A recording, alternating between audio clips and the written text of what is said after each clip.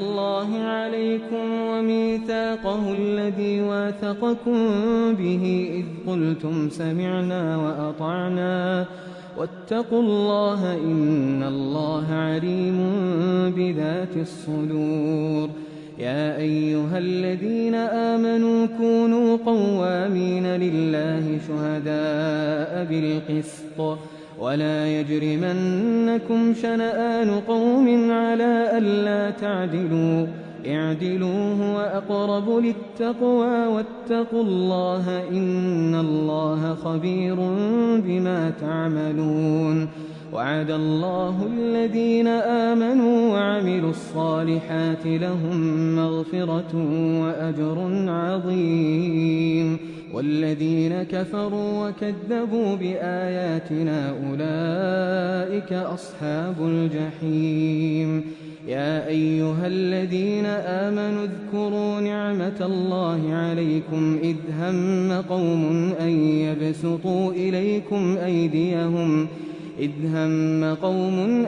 يبسطوا إليكم أيديهم فكف أيديهم عنكم واتقوا الله وعلى الله فليتوكل المؤمنون. ولقد أخذ الله ميثاق بني إسرائيل وبعثنا منهم 12 نقيبا وقال الله إني معكم لئن أقمتم الصلاة وآتيتم الزكاة وآمنتم برسلي وعزرتموهم وأقرضتم الله قرضا حسنا لأكفرن عنكم سيئاتكم ولأدخلنكم جنات تجري من تحتها الأنهار فمن كفر بعد ذلك منكم فقد ضل سواء السبيل. فبما نقضهم ميثاقهم لعناهم وجعلنا قلوبهم قاسية يحرفون الكلم عن مواضعه ونسوا حظا مما ذكروا به ولا تزال تطلع على خائنة منهم إلا قليلا منهم فاعف عنهم واصفح إن الله يحب المحسنين. ومن الذين قالوا إنا نصارى أخذنا ميثاقهم فنسوا حظا مما ذكروا به فأغرينا بينهم العداوة والبغضاء إلى يوم القيامة وسوف ينبئهم الله بما كانوا يصنعون. يا أهل الكتاب قد جاءكم رسولنا يبين لكم كثيرا مما كنتم تخفون من الكتاب ويعفو عن كثير. قد جاءكم من الله نور وكتاب مبين يهدي به الله من اتبع رضوانه سبل السلام ويخرجهم من الظلمات إلى النور بإذنه ويهديهم إلى صراط مستقيم. لقد كفر الذين قالوا إن الله هو المسيح ابن مريم قل فمن يملك من الله شيئا إن أراد أن يهلك المسيح ابن مريم وأمه ومن في الأرض جميعا ولله ملك السماوات والأرض وما بينهما يخلق ما يشاء والله على كل شيء قدير. وقالت اليهود والنصارى نحن أبناء الله وأحباؤه قل فلم يعذبكم بذنوبكم بل أنتم بشر ممن خلق يغفر لمن يشاء ويعذب من يشاء ولله ملك السماوات والأرض وما بينهما وإليه المصير. يا أهل الكتاب قد جاءكم رسولنا يبين لكم على فترة من الرسل أن تقولوا ما جاءنا من بشير ولا نذير فقد جاءكم بشير ونذير والله على كل شيء قدير وإذ قال موسى لقومه يا قوم اذكروا نعمة الله عليكم إذ جعل فيكم أنبياء وجعلكم ملوكا وآتاكم ما لم يؤت أحدا من العالمين يا قوم ادخلوا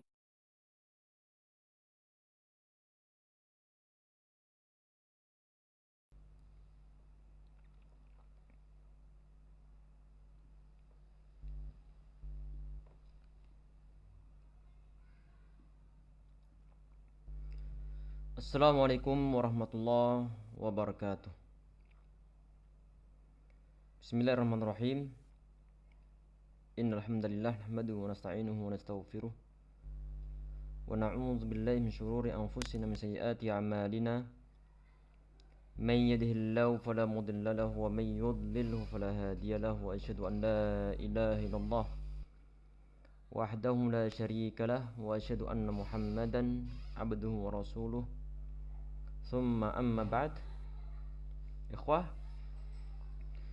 sahabat-sahabat semua yang insyaallah dirahmati oleh Allah Subhanahu wa taala.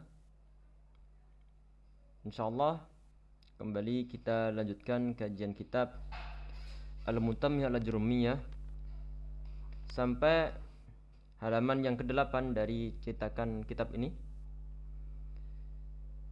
Bismillahirrahmanirrahim. Qala musannif rahimahullah wa nafa'ana bihi wa bil fidarini amin. Wa fi jam'il muannas salimi wa ma humila alayhi nahwu idza ja'akal mu'minat wa qawlihi ta'ala atau wa qawluhu ta'ala wa ulatul ahmal al-ayah.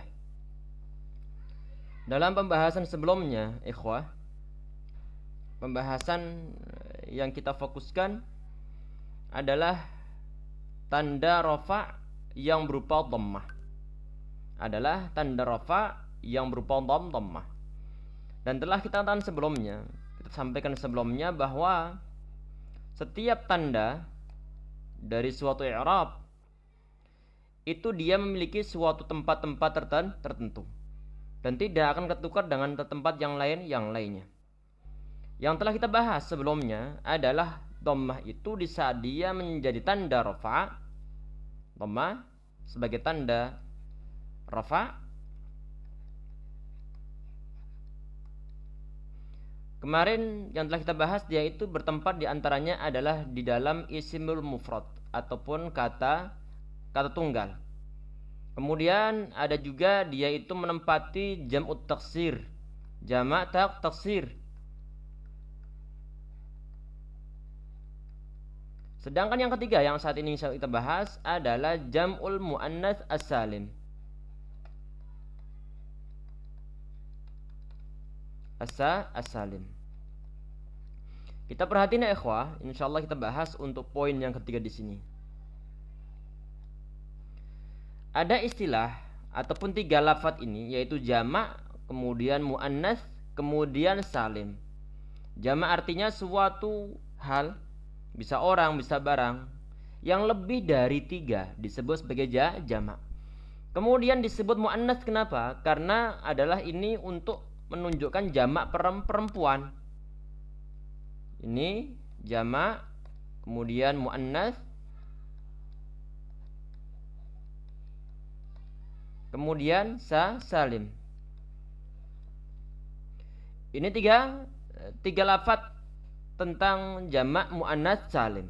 Muannats karena perempuan, salim karena dalam pembentukan jamaknya tidak ada unsur perubahan dari kata tunggalnya. Tinggal menambahkan alif sama huruf ta. Ini untuk jamak muannats salim. Misalnya kita punya lafaz mukminah ataupun mukmin. Mukmin ini adalah satu orang laki-laki yang mukmin.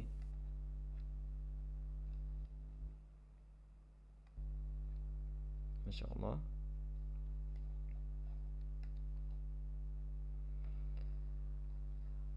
Kemudian kalau satu orang perempuan mukmin bagaimana? Maka kita katakan mukminah. Kalau seandainya perempuan banyak mukmin bagaimana? Tinggal menambahkan nanti alif sama huruf ta menjadi mukminat. Mukminat.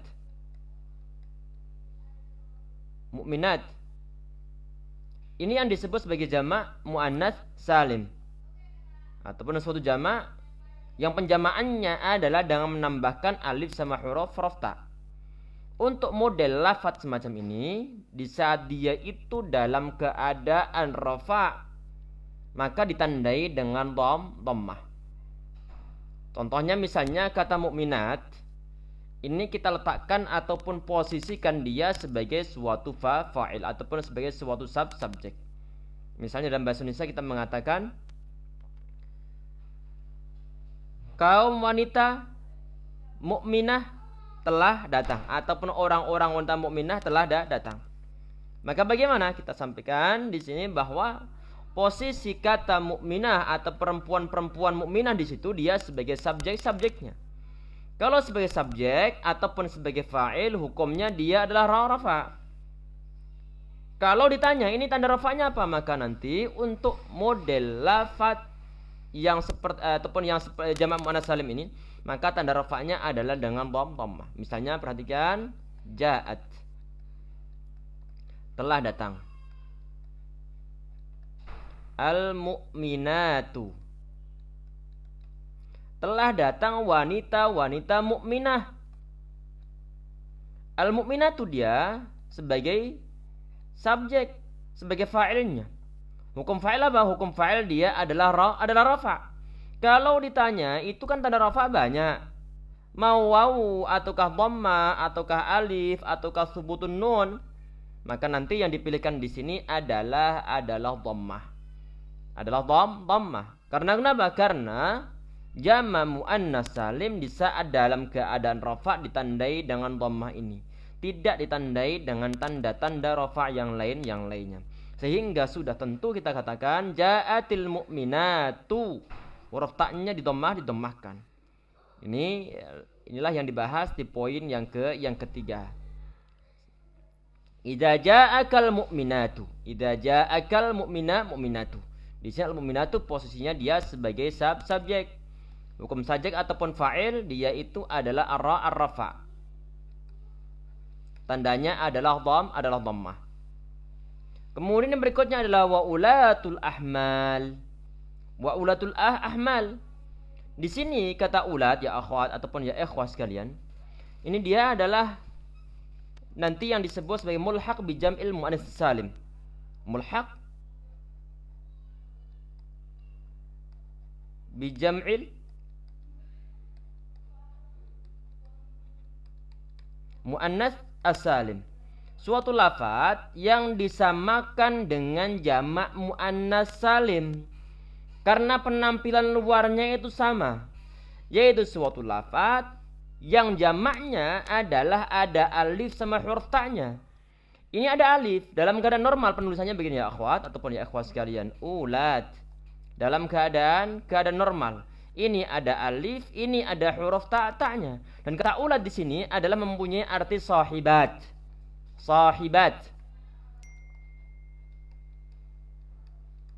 Berarti dia ini adalah jamak. Kata ulat di sini ini dia adalah jamak.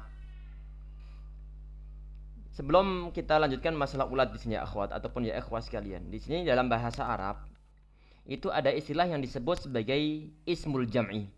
Disebut sebagai isim jamak. Bagaimana maksudnya? Jadi dalam keadaan standar ini kan kita punya istilah jamak nih. Kita punya istilah jamak. Jadi jamak itu kan sesuatu yang menunjukkan arti 3 ataupun lebih. Pokoknya di atas 2 disebut sebagai jamak. Dan biasanya jamak itu dia diambilkan dari bentuk tunggalnya. Diambilkan dari lafadz bentuk tunggalnya. Anak ulang bahwa jamak secara umumnya itu adalah suatu hal yang menunjukkan lebih dari 2 ataupun di atas 2. disebut sebagai jamak. Dan biasa jamak itu secara umumnya dia punya kata tunggal yang diambilkan dari bentuk mufradnya atau kata tunggal yang diambilkan dari lafadz-lafadznya. Misalnya tadi itu yang kita buat contoh itu adalah kata mukminah. Kata mukminah. Mukminat. La haula wala quwwata illa billah. Mukminat. Kata mukminat dia ini adalah jamak. Artinya berarti wanita-wanita mukminah. Berapa jumlahnya? Lebih dari 2. Disebut jamak. Kalau kita perhatikan ini mufradnya bentuk tunggal dari kata mukminatun, ini apa? Maka jawabannya adalah mukminah, mukminatun. Mukminah, la haula wala quwwata illa billah.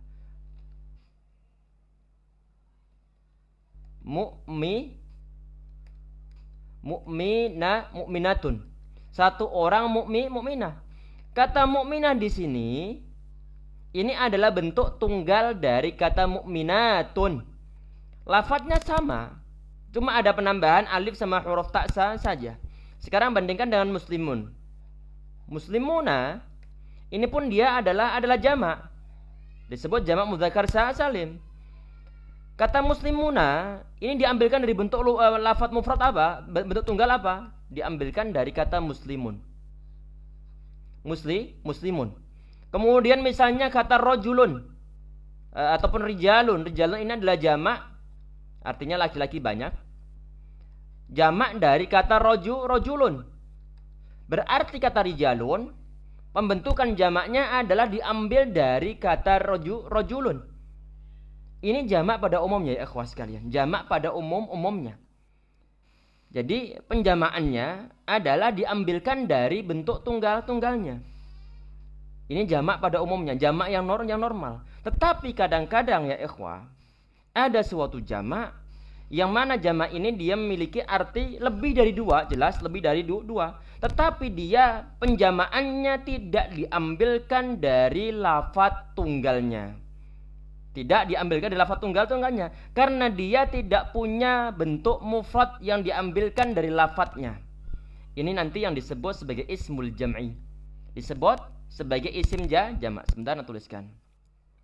Jadi isim jamak itu adalah, ini secara simpel aja ya ikhwas sekalian. Jadi suatu jamak yang tidak punya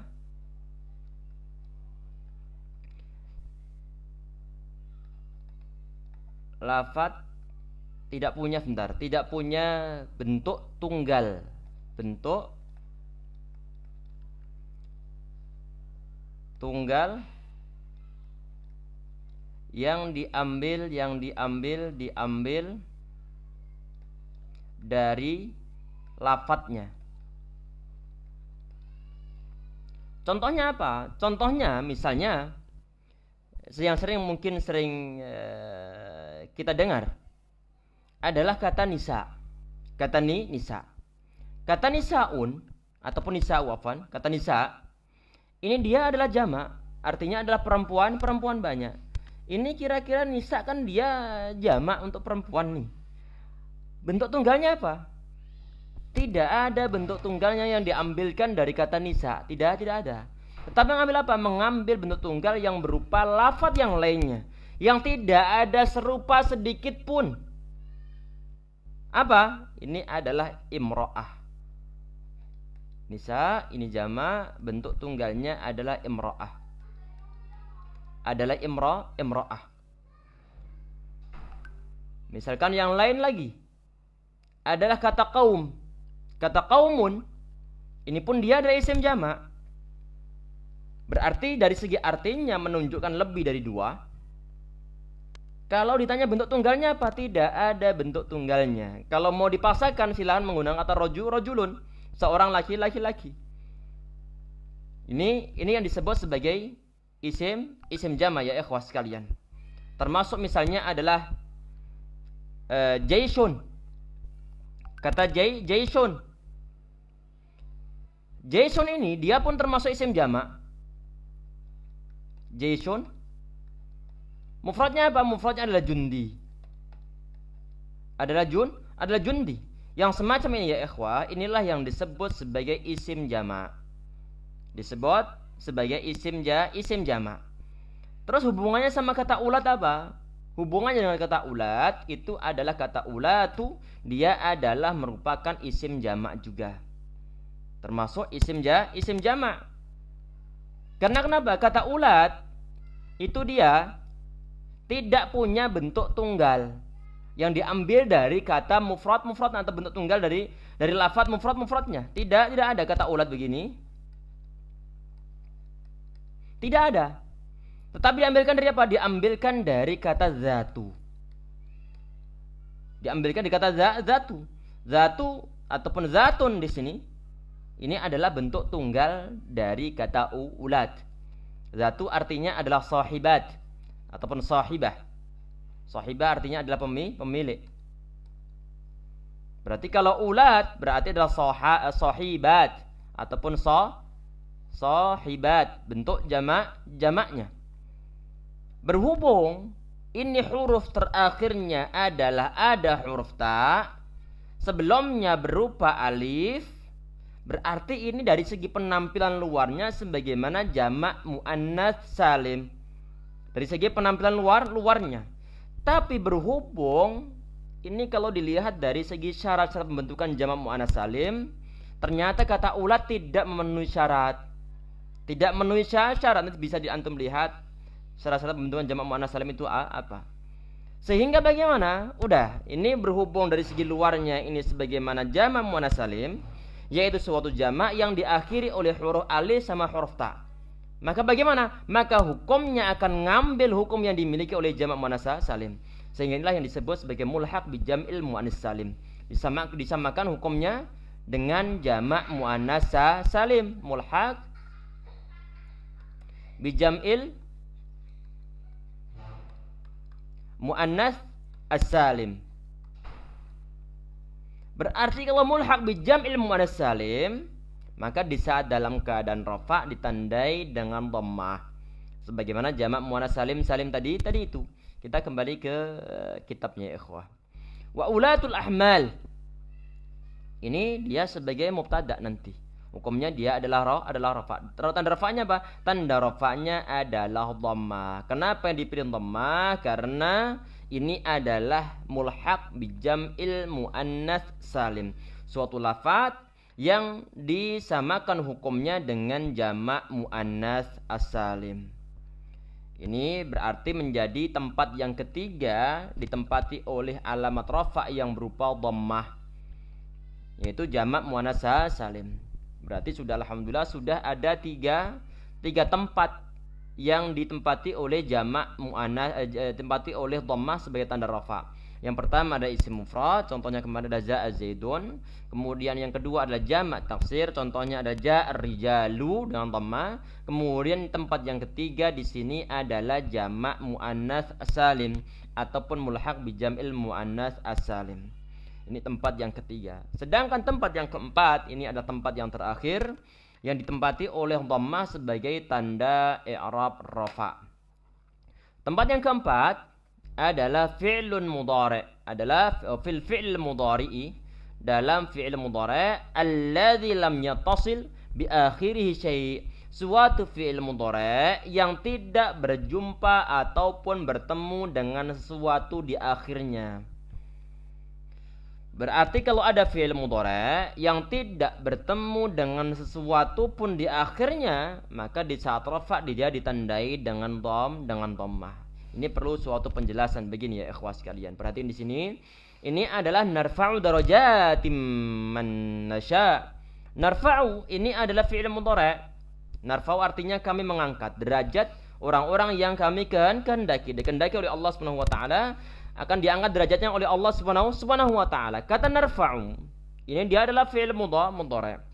Fi'il mudhari' itu ya ikhwah sekalian, dia standarnya keadaan normalnya adalah dalam keadaan rafa. Fi'il mudhari' standarnya dia adalah dalam keadaan rafa selama tidak ada amil nawasib ataupun amil jawazim yang mendahuluinya. Jadi kata narfa'u di sini Perhatikan, kita menggunakan istilah narfa'u ini saja. Contoh-contohnya. Kata narfa'u. Narfa'u. Dia hukumnya fi'il mudhari' dia adalah rafa'. Selama tidak ada amil nawasib. Misalnya di sini tidak ada an. Tidak ada an.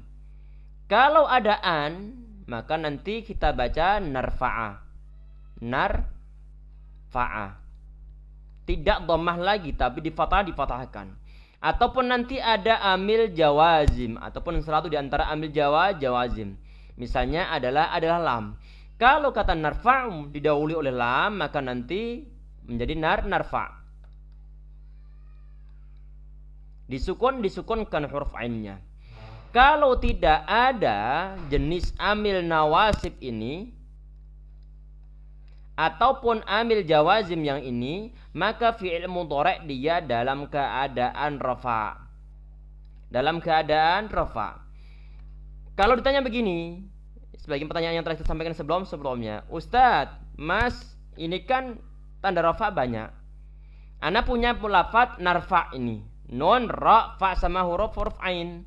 Ini di saat dia dalam keadaan rafa', ana tahu rafa' karena nggak ada ambil nawasib sama ambil jawazim yang mendahulunya.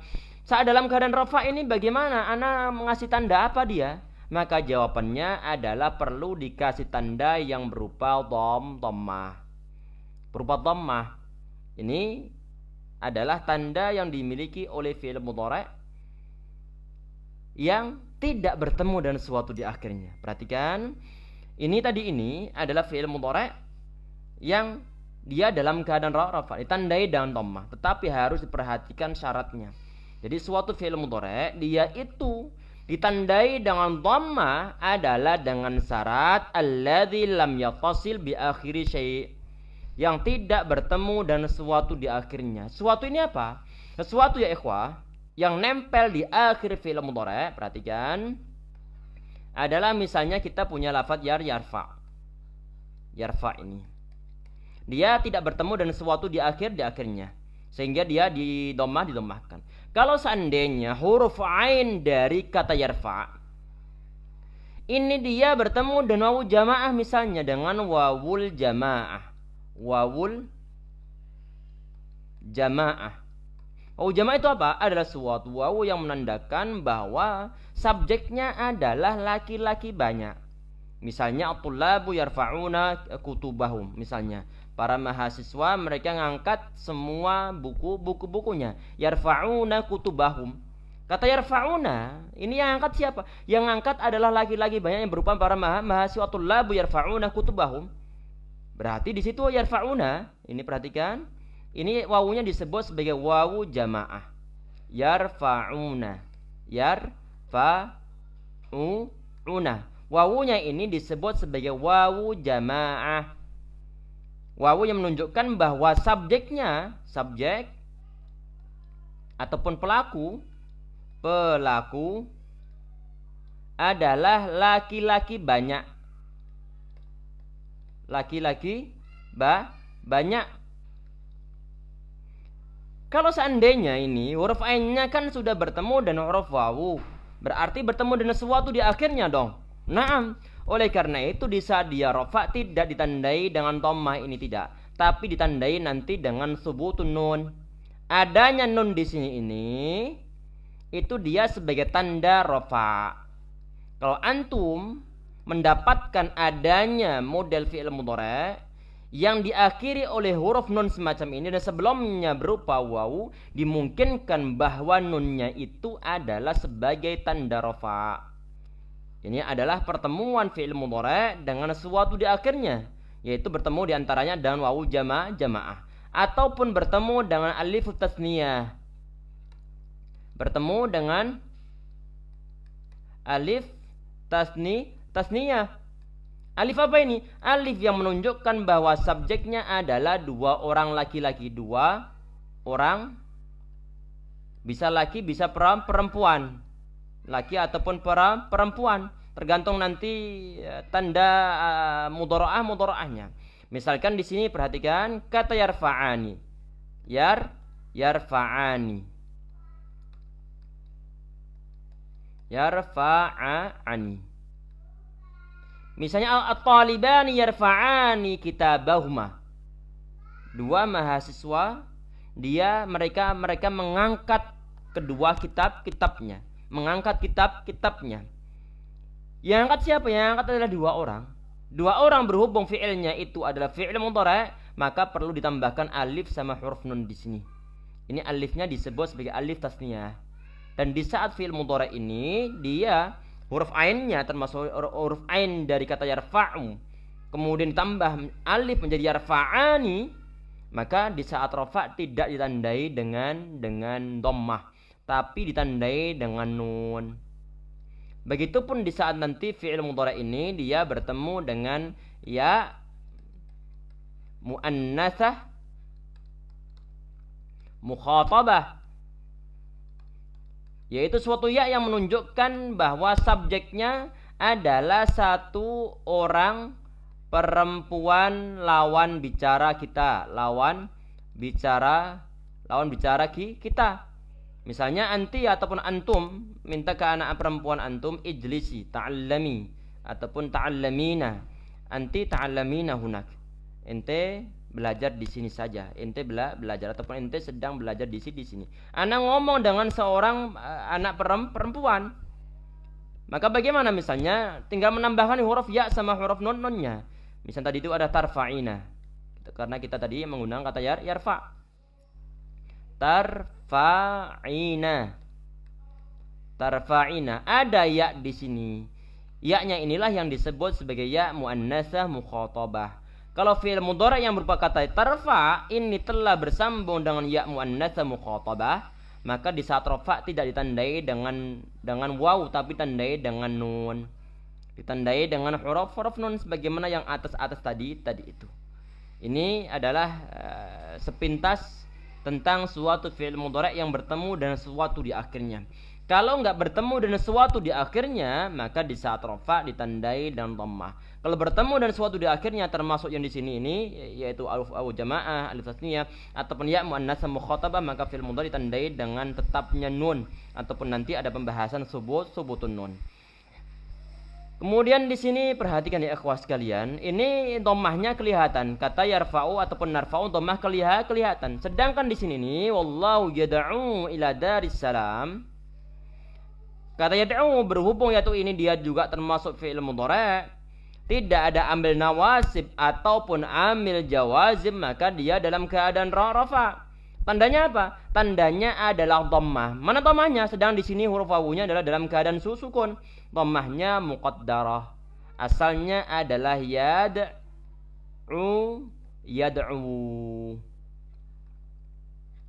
Asalnya adalah yad'u. Ini untuk ada alifnya, ini adalah di antara kekhususan penulisan Rasm Utsmani. Tapi di sini alifnya dianggap tidak ada. Sehingga kalau antum memperhatikan bahwa di Al-Quran untuk cetakan Arab Saudi atau cetakan Arab, di atas huruf alif semacam ini nanti ada tanda buletannya. Ini menandakan bahwa alifnya dianggap tidak ada, tidak berpengaruh terhadap suatu bacaan. Ini asalnya kata tadi itu adalah yad'u. Asalnya adalah yad'u. Berhubung berat mengucapkan yad'u sehingga huruf wawunya disukunkan. Berarti nanti tanda rafa' dari kata yad'u ini adalah dhammah muqaddarah. Dhammah yang dikira-kirakan di atas huruf alif, huruf wawu, mana'u dzuriha, terlarang menampakkannya adalah as-siqal min zuhuriha. Zuhuri riha as-siqal. Alhamdulillah selesai insyaallah ya ikhwah untuk pembahasan kita saat ini yang berkaitan tentang masalah tanda-tanda i'rab rafa' yang berupa dhammah, dan juga selesai kita bahas tempat-tempatnya. Insyaallah untuk pertemuan berikutnya nanti kita bahaskan tempat berikutnya yang dimiliki oleh wawu oleh tanda rafa' yang berupa wawu. Insyaallah kita bahas di pertemuan setelahnya nanti. Semoga yang kita bahas dalam pertemuan kita kali ini diberikan manfaat oleh Allah Subhanahu wa taala, diberikan berkah oleh Allah Subhanahu wa taala insyaallah, amin ya rabbal alamin. Semoga Allah Subhanahu wa taala selalu melindungi kita insyaallah, selalu dalam bimbingan Allah Subhanahu wa taala, sehingga dengan berjalannya usia kita semoga keberkahan terus diberikan oleh Allah Subhanahu wa taala, kian dekat dengan Allah insyaallah, amin ya rabbal alamin. Kita tutup sekian insyaallah untuk pertemuan kita kali ini dan doa kafaratul majelis. Subhanakallahumma bihamdika asyhadu an la ilaha illa anta astaghfiruka wa atubu ilaik. Assalamualaikum warahmatullahi wabarakatuh.